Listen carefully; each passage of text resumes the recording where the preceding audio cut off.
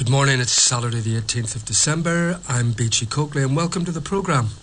Can you believe this time next week it'll be Christmas Day?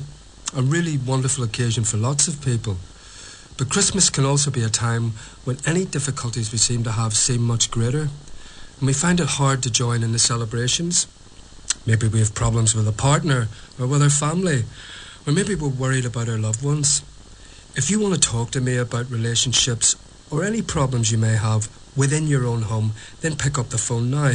You can call me on 0645 555 678. That's 0645 555 678. We also have an email address which is phonebeachy@bbc.co.uk. That's phonebeachy@bbc.co.uk. Or you could also visit our website, which is www.bbc.co.uk/Northern Ireland. Let me do that for you again. It's www.bbc.co.uk/Northern Ireland.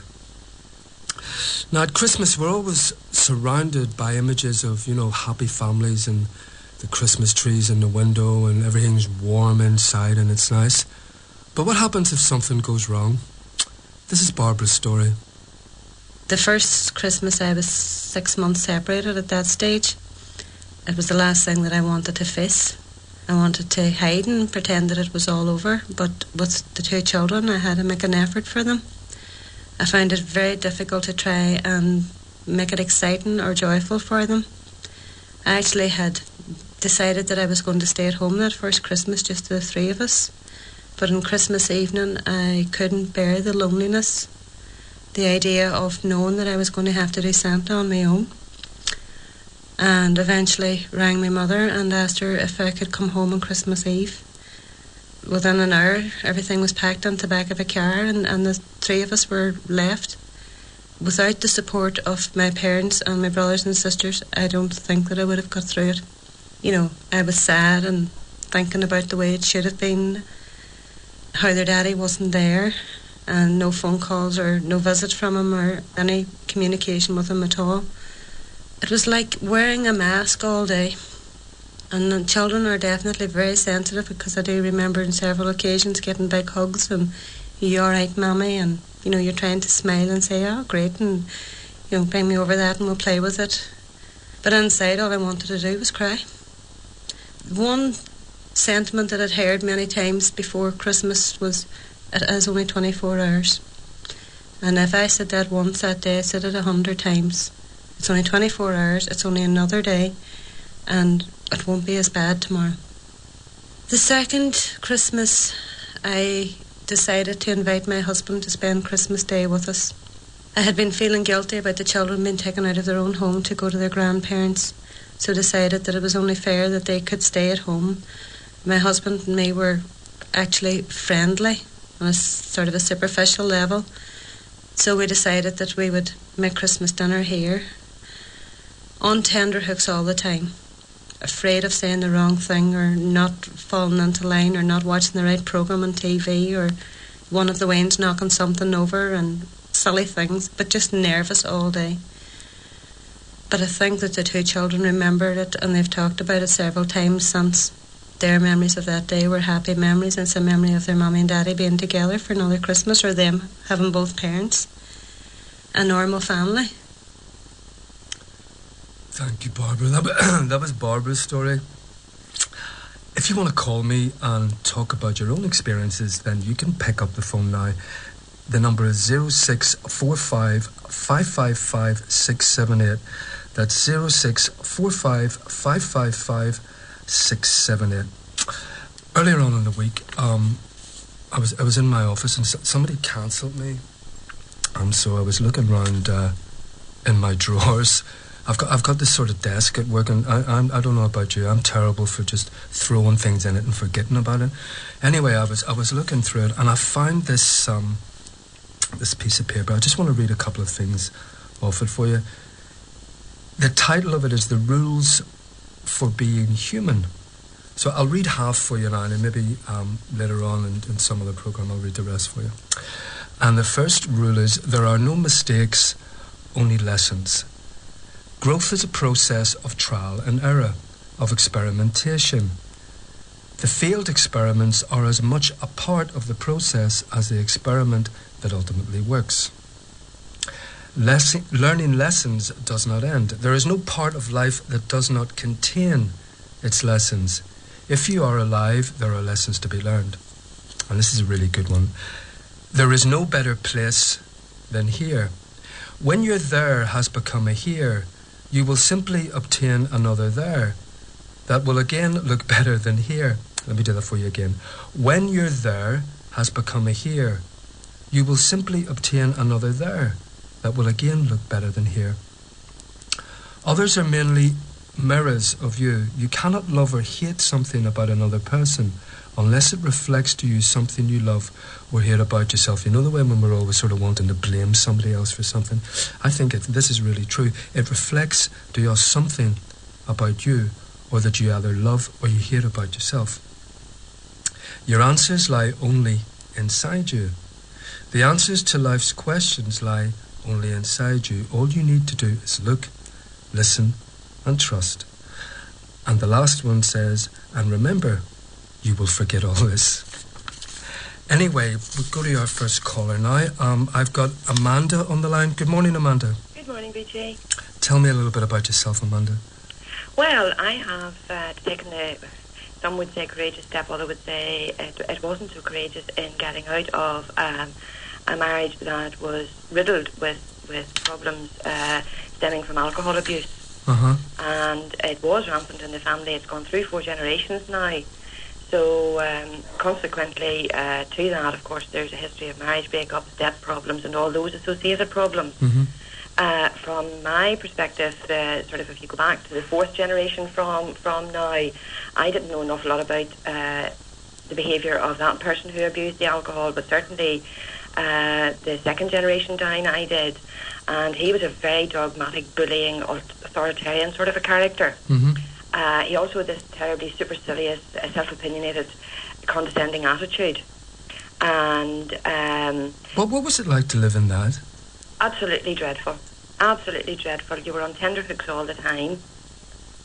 And he was very insensitive and demeaning person into the bargain. You couldn't carry on a conversation with him. Very snide comments, and he just felt he gave you the impression that he was above you all the time. Was it like, Amanda, you felt like you had no purpose because whatever you did wouldn't be enough? Yes. And even if you really, really put yourself out, you'd still get nothing back for it? Yes, exactly. This man always looked down on everything you did. He was sort of king of the castle, and he was the knight in shining armour, and everybody else were his slaves. Well, as a woman, Amanda, how did that affect your self-worth? Well, from my point of view, I was sort of married into the family, if you like. That was his father. And I didn't take an awful lot to do with him. I didn't attempt to make conversation with him. Put it like this, when I had to tolerate his company, I was polite and left it at that. Right. But the effect that it has had on his siblings, which is the family, the generation that I married into, was absolutely devastating. Absolutely devastating. What happened? Well, the children of that family grew up with absolutely no confidence. There's no sense of belonging. They were terribly, terribly immature. Now, I'm talking of men now over 50 years of age, and they're still terribly immature. I have coined this phrase, they've never got past the stage of their first day at school, leaving their mother's apron strings to go to school. Well, it's like the arrested development, isn't it? They get to a point and then it just cuts off. Yes. And they stay there. And as you say, you've got these 50-year-old men they're like little boys inside, really. Yes. And the way I looked at it was the responsibility of carrying somebody like that. Mm. Because it quite literally was what I did was bring them along with me as best I could, and every time that we encountered his family, there was this, it was almost like somebody sticking a pin in a balloon. How did you deal with all this? How did you turn it around, Amanda?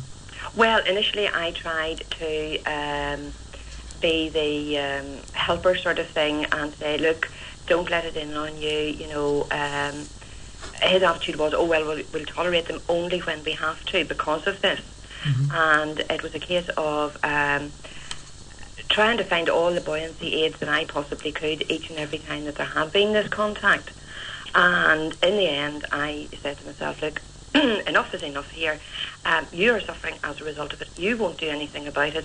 It is affecting my family life, and I don't think in the circumstances that it should be. What would you say to other women that are in that situation right this minute? What would your message be to them, Amanda? I got out of it 3 years ago. I'm on my own now, 3 years. I got out of it. And I would say to other women, take your courage in your hand. Walk forward. Don't even glance over your shoulder.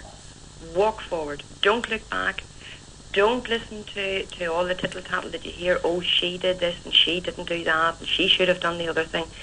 If you know in your heart of hearts that you have done everything you could, I tried to get help, but the finger was being pointed in the other direction. Everybody else was to blame but this character. And I just thought, right, if that's going to be your attitude, I have a life to live. You have decided that you have a life to live and you're leading it the way you are. You're affecting my life. I'm getting out of it. And it's the best thing I've ever done. And today you have some choices, Amanda. Yes, I have choices. I don't have to look over my shoulder. I don't have to walk on eggshells. I don't have to sort of, how do you feel today, dear? And can we do such and such? Will we do such and such?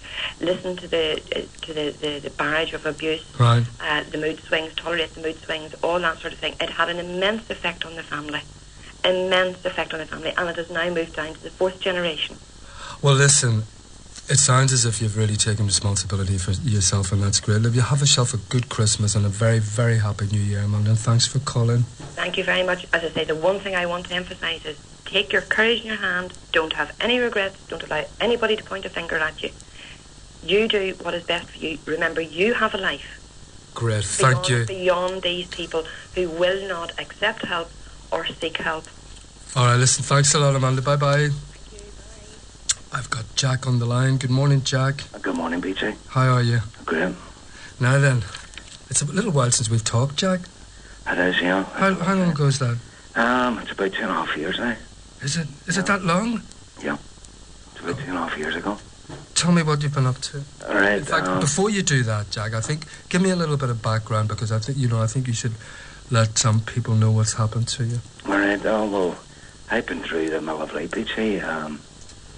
From a young age, my mother and father fought a bit out, and I couldn't handle that, and I ran away. How old were you when you ran away, Jack? I think the first, I can recall about 8 or 9. Yeah, you ran away from the house when you were 8 years old? Yeah. What, and you actually stayed away? I stayed away for a week. I used to live in, I lived in buses. I slept in buses in the GNR in Belfast. I went, I sat in the pictures in the daytime to pass the day away. It was a crazy life. What does that feel like, Jack, when you just talk about that now? You know, I just get the picture of this little fella, 8 years old, and he's, he's sleeping in buses, and I mean, 8 years old, you know. Yeah. I've sort of blanked most of that out of my mind. Looking back on it now, I can see why it happened, because my mum and dad they just didn't get on, so I had to more or less fend for myself. I went out on the streets and I stole to survive. I was in one night, there was me and another fella, were in the pictures, and the police came in and arrested us and brought us back home again. One of the guards that was getting the tickets out recognised our picture on the front of the Belfast Telegraph. I was brought back home again, and it was the same. A week later it was the same, so I run away again. And as the years went on, at the age of 14 I was caught stealing and I was brought in front of court. I got probation. But I mean, my head was mangled, so I went out and done the same thing again. I wasn't in a happy house. I met people in West Belfast. I slept in coal holes. It was a pretty tough life. Tough, it sounds. I mean, there's just darkness, Jack. Yeah, it was, yeah. And I went through institutions. I went into my own training school at 14. Was that like a Borstal? Yeah, it was like a Borstal, yeah. It was tough in those days. The way it is now, it is, you know. Did you think that was the way it was supposed to be, though, Jack? I mean, had you any reference of any normality? You know, as that little boy? No, I didn't. So as far as you were concerned, like you're 14, 15 years old, you ran away when you were 8 years old, you've been sleeping in railway stations, bus stations, you've been in coal houses. Yeah. And that was it? That's the way life was going to be? That's the way that I accepted it. But that wasn't the end of it, Beachy. I run away from the training school with other boys that were in for housebreaking, various stealing the fences, and it was an institution I went into, a criminal institution that taught me everything that I knew, and it just went from worse to worse. It went from the training school. I got caught. I got sent to Borstal. I come out of Borstal. I ran away from Borstal. I got brought back. I got recommitted, and that there went on from when I was 14 till I was 30. Gosh. And there was a lot of problems there, and there was a gambling problem at a very early age. We used to get money from Belfast and go down to Dublin and put it in the slots and come back up again and go down to Dublin and put it in the slots. So there was no way you were going to avoid one of those routes, either with alcohol, drugs or gambling? Yeah, I fell into everything. Yeah. I fell into everything. Where are you today in yourself, Jack? Because that's a really horrendous background. Yeah, my recovery at this moment in time is brilliant. I arrested my gambling 2.5 years ago. I went to... I phoned a boy in Bangor, a wee man called Jimmy, and he brought me to the Bangor Gamblers Anonymous. Right. And then I was brought to Belfast Gamblers Anonymous. And... See, it works if you work it, Jack. Pardon? It works if you work it? Yeah. Well, I started to work it, and it was hard because there was the drug problem, and there was still the stealing. I stopped that one thing at a time. I went to NA meetings as well. And life's just brilliant now. Life's brilliant. And I'm giving back to the people that come in the GA. Isn't that great? You're holding out the hand that was held out to you, Jack? Yeah. And you're picking up the pieces of your life? Yeah, my life's brilliant. How old are you now? 48. Gosh. Listen, I just... You know, when I hear stories like yours, Jack, for me, I always feel this surge of strength in me, because I know, when everything's against you, and if you really, really, put yourself out there and have just that little bit of conviction, you can do it, can't you? Yeah. You really, really can. Yeah, my recovery's brilliant. This is the happiest I've ever been in my life. Well, and you deserve that by the sounds of it, Jack. Listen, please look after yourself, and just keep it a day at a time with no days off, Jack. That's it. Yeah? That's it. A day at a time. That's the way I do it. All right, listen, and have a nice Christmas. And you, Peter. Yeah, and God bless. All the best. Bye-bye. Bye. Gosh, what a story. I've got Dermot on the line. Good morning, Dermot. Good morning, Bitchy. How are you? Oh, I'm not bad. And you? Fine. I'm very encouraged by your last caller. Isn't it? When you hear things... Well, how do you feel when you hear that, Dermot? Well, you must be very similar to myself. When you said a surge of strength, I'm a very positive, energetic sort of person. When I hear something like that, it encourages me. And rather than be down and depressed, it sort of gives me a poke in the backside to say, come on, go on, pick up again, work a bit harder. Yeah, and just move yourself, because we have to move on, don't we? How has things in your life been, Dermot? Not well. It's better. Unfortunately, my wife, Kathy, she died 3.5 years ago with breast cancer. Oh. And I have 3 young girls. They were 7 and 5 at the time. Twins at 7 and 1 at 5. So I think from like yardsticks of Christmas, or yard posts, I suppose, if you're looking at them, the first one was awful. I contrived a lot. I tried to be the replacement parent, or the replacement mother, rather. I felt inadequate as the father, or rather as the Kathy was there, rather than me. I'm not being sort of... What was your wife's name? Kathy. Kathy, can I ask you a question, Dermot? Go for it. Because, I mean, for people listening to this, and I'm sure there's going to be people in that situation. You knew that your wife was going to die? That's right. She was terminally ill for 2 years prior to that. And did she know that? She did.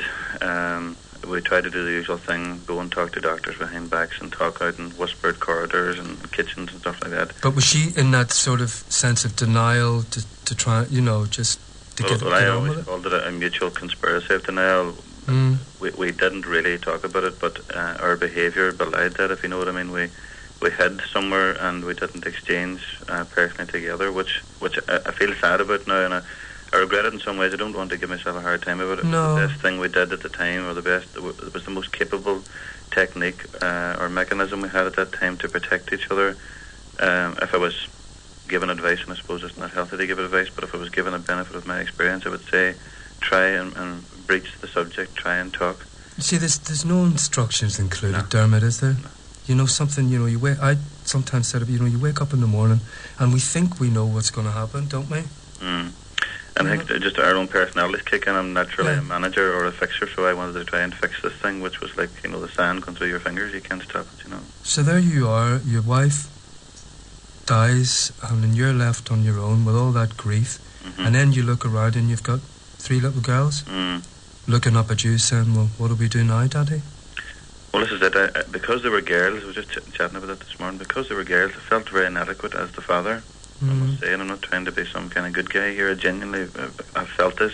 I still feel it to a degree, I have to say, but I've moved on a good bit. But at that particular time, especially Christmas, I felt very inadequate as the father, and I contrived certain situations. I got my sister-in-law to kiss the girls as they lay sleeping on Christmas Eve with Kathy's lipstick. So when they woke up in the morning, they had a wee kiss on their lips or on their cheeks, and they were just so excited. But the irony is, and the sort of humour of it is, as I lay there waiting for them to come in with the wee kisses on their cheeks and telling them, oh God, look at your face, and they were all so delighted and they were just chuffed to bits. I was lying there saying, why didn't you do it for me? Feeling sorry for myself, Well, listen, sometimes, you've got to, because if you think about it, you were on the go for the whole time for when you lost your wife. Mm. Tell me, what will this Christmas be like for you? Well, it's interesting, and on a more positive note, I've noticed over birthdays and the last couple of Christmases from standing in the supermarket, not able to move, totally frozen and not able to make a decision about presents or Christmas or whatever, sort of 2 years ago, I would say this Christmas, and having moved through various birthdays of the girls and whatever, I'm actually able to write cards to them now and say from Daddy, whereas I used to write from Daddy and Mommy, and Mommy's looking over you and Mommy's still cares for you. I'm finding myself saying, from Daddy, happy birthday or happy Christmas. And that's it. It's just like the natural progression, isn't it? And your wife's all around you anyway. Well, absolutely. But I suppose it's having the courage and I suppose it's the sense of self to be able to say, I'm okay. I'm doing the best I can. I can only be the best father and parent that I can. I can't be father and mother. But listen, I think you should be very proud of yourself, Dermot, because today you're actually saying that, and I think that's brilliant. And it's very inspirational when I talk to people like you that have come through that. I have nothing but respect for you. Listen, have yourself a nice Christmas with your girls. God bless. Yourself. Thank you. Bye bye. God bless. Bye bye. Now remember, if you want to talk to me, you can do it right now on 0645 555 678. That's 0645 555 678. Or you can email me on phone beachy at bbc.co.uk. Now, I've had loads of letters and comments, which I'm very grateful for from you. I mean, it's really nice when I get all this stuff in. And I just want to read a couple of things out for you here. A lady from Port Stewart says she's a recovering alcoholic, and her Christmas gift to herself and to her family is going to be sobriety. Oh, well, that's great. Listen, keep that up, because that's the best thing that you can give somebody. Gloria from Belfast has phoned to say that her son has a problem with drugs, and coming up to Christmas, her husband and herself cannot take the strain, and his addiction has caused serious problems within the family. What advice would Beachy have for them? Well, Gloria, I don't know how old your son is, but one of the things I do know is that if you teach him that he can continue to behave like this, then he quite simply will. So in a way, I suppose, without knowing too much about the situation, I have to sort of say to you that you've got to be very strong, for yourself and for the rest of your family. And you've got to put a stop to what you do to enable his behaviour. Now, try and listen to what I'm saying here, because you can't do anything about his behaviour. If he doesn't want to stop doing it, he won't. So what you've got to do is take care of yourself and don't accept the unacceptable, Gloria. Do not accept the unacceptable. And maybe something good will happen out of this. A caller from Belfast would like to know what the initials HALT stand for. You remember I mentioned this last week, H-A-L-T. It stands for hungry, angry, lonely and tired. That's when we usually react in stressful situations. If we get hungry, angry, lonely or tired, and we try and look after those four things, generally they'll look after us. And Patricia from Bangor, Angela from Fermanagh, and Anya and Balnahinch caller would like me to read the list of personal rights that I told you about last week. I'll just quickly run through those. It's a Bill of Rights. As a person, I have the right to be myself, refuse requests without feeling selfish, be competent and be proud of my accomplishments, make mistakes and be responsible for them, change my mind, say I don't know, say I don't agree, say I don't understand, say I don't care. I have the right to tell someone what my needs are. They may not care to do anything about it, but I still have the right to tell them. I have the right to judge my own behaviour, thoughts and emotions and be responsible for the consequences upon myself. I have the right to take pride in my body and to find attractiveness in my own terms. Grow, learn and change and value my age and experience. I have the right and sometimes to make demands on others. So that's just some of them. Maybe I'll read them out, some more out after Christmas. I've got someone on the line from Belfast. Good morning. Good morning, Beachy. How are you? I'm fine, thanks. Great. Tell me a little bit about yourself. I was living in New York at the time of my marriage.